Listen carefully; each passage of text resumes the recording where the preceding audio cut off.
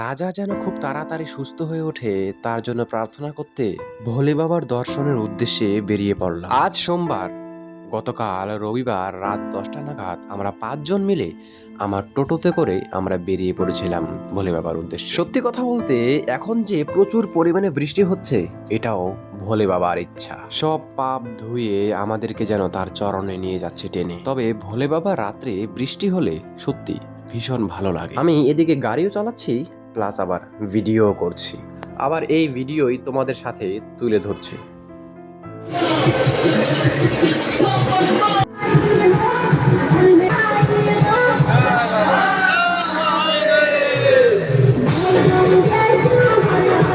রাস্তায় অনেকেই প্রসাদ দিচ্ছে, তো প্রসাদ গ্রহণ করে তারপর আমরা সোজা চলে এলাম আমাদের গন্তব্যস্থলে। আজকে যেহেতু শেষ সোমবার তাই এত ভিড় মানে কি আর বলি। এখন 3টা বাজে, এখনো আমরা লাইনে দাঁড়িয়ে আছি।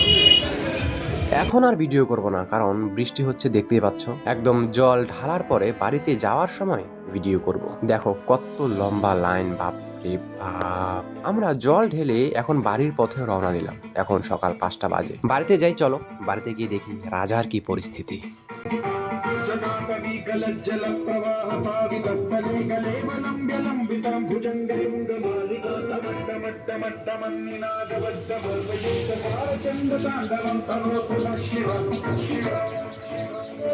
लगी मेरी तेरे संग लगी है मेरे शंकरा, लगी मेरी तेरे संग लगी है मेरे शंकरा, लगी मेरी तेरे संग मेरे शंकरा, लगी मेरी तेरे संग मेरे शंकरा।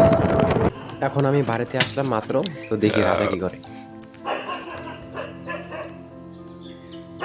রাজা জানে না আমি যাচ্ছি। রাজা রাজা রাজা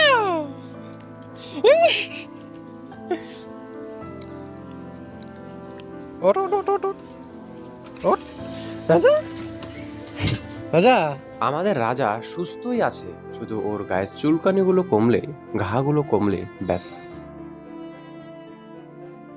তাহলে ও 100% চাঙ্গা। বর্তমানে ও 90% চাঙ্গা আছে। যাই হোক, ভিডিওটি আর বেশি বড় করি না, সবাই পাশে থেকো, ভালো থেকো সবাই।